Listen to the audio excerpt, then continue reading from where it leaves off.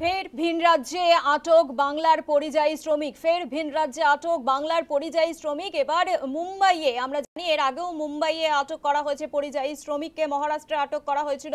এবার ফের ভিন রাজ্যে আটক পরিযায়ী শ্রমিক, এবং ইতিমধ্যেই যেটা জানা গিয়েছে বিষ্ণুপুরের পরিযায়ী শ্রমিক বাংলা বলায় মহারাষ্ট্র থেকে গ্রেফতারের অভিযোগ। বাংলাদেশি সন্দেহে গ্রেফতার বাবাই সর্দার। দুশ্চিন্তায় পরিযায়ী শ্রমিক বাবাইয়ের পরিবারের। জানতে পেরে ফেরাতে উদ্যোগী অভিষেক বন্দ্যোপাধ্যায়ের নির্দেশে মুম্বাই রওনা। শ্রমিককে ফেরাতে মুম্বাই যাচ্ছে 4 প্রতিনিধি দল। এর আগেও আমরা জানি যে দিল্লি, হরিয়ানা, মহারাষ্ট্র একাধিক জায়গায় পরিযায়ী শ্রমিক তাদের হেনস্থার ঘটনা ঘটে। এবার মুম্বাইতে গ্রেফতার করা হলো বিষ্ণুপুরের এক পরিযায়ী শ্রমিককে। বাংলা ভাষায় কথা বলায় গ্রেফতারের অভিযোগ। বাংলাদেশি সন্দেহে গ্রেফতার বাবাই সর্দার নামে এক পরিযায়ী শ্রমিক। দুশ্চিন্তায় পরিযায়ী শ্রমিকের পরিবার। জানতে পেরে সরাসরি হস্তক্ষেপ করলেন অভিষেক বন্দ্যোপাধ্যায়, এবং অভিষেক বন্দ্যোপাধ্যায়ের নির্দেশেই মুম্বাই রওনা হচ্ছে 4 সদস্যের প্রতিনিধি দল। এই শ্রমিককে ফেরাতে উদ্যোগী 4 সদস্যের প্রতিনিধি দল। ফোন লাইনে রয়েছে আমাদের প্রতিনিধি প্রসেনজিৎ।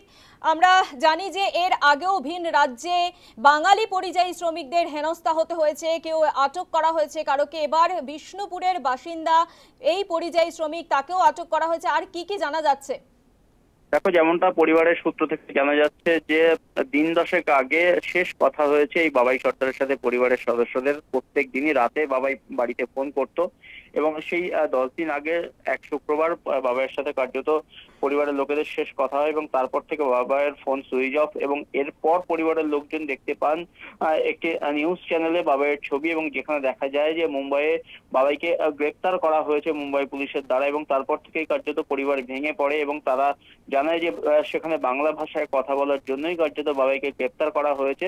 এবং এরপর শুধুমাত্র পরিবারের লোকজন বিষয়টি জেনে চুপ থাকেননি। তারা মুখ্যমন্ত্রীর দপ্তর থেকে শুরু করে স্থানীয় সাংসদ অভিষেক বন্দ্যোপাধ্যায় এবং স্থানীয় বিধায়ক দিলীপ মণ্ডল, তাদেরকেও কিন্তু বিষয়টি জানান। এবং ইতিমধ্যেই কিন্তু সরকারের তরফ থেকে বিষয়টি নিয়ে নাড়াচাড়া শুরু হয়েছে। দিলীপ মণ্ডল রাজ্যের প্রতিমন্ত্রী পরিবহন দপ্তরে, তিনি গতকালই গিয়েছিলেন এই পরিবারের সাথে দেখা করতে। পরিবারের সাথে দেখা করেছেন, আশ্বাস দিয়েছেন পাশে থাকার। পাশাপাশি 4 সদস্যের একটি প্রতিনিধি দল আজকে কিন্তু মুম্বাই পাঠানো হচ্ছে, যাতে কিনা বাবাই যেখানে আটক বা গ্রেপ্তার হয়ে আছে সেই থানার সাথে কথা বলে তাকে যাতে এই রাজ্যে ফিরিয়ে আনা যায়, সেই সব রকম চেষ্টাই করা হবে। এবং অভিষেক বন্দ্যোপাধ্যায়ের নির্দেশেই কার্যত এই কাজ করা হচ্ছে বলে সূত্র মারফত জানা গিয়েছে।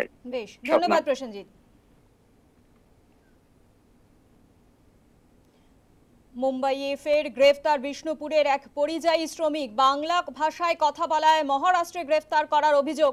বাংলাদেশি সন্দেহে গ্রেফতার বাবাই সর্দার। দুশ্চিন্তায় পরিযায়ী শ্রমিকের বাবাইয়ের পরিবার।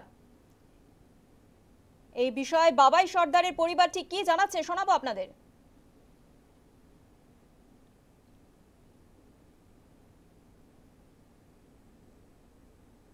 দেখে তারপরে জানতে পারলাম যে আমাদের ছেলে আটকানো আছে বাঙালি, মানে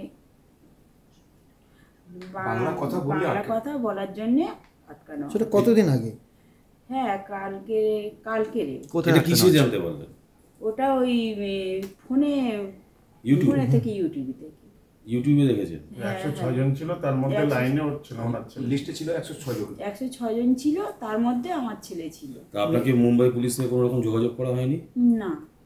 কবে কাজে গেছে আমার ছেলে 1 মাস হয়ে গেছে কাজে গেছে। কি কাজ করতো? ওই সিকিউরিটি গার্ডের কাজ। কতদিন ধরে কাজ করতো?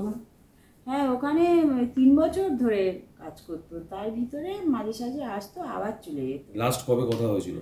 লাস্ট শুক্রবারে। মানে চাইছি যে আমার ছেলেকে বাবুরা যেন নিয়ে এসে আমাদের কাছে দিয়ে দেয়।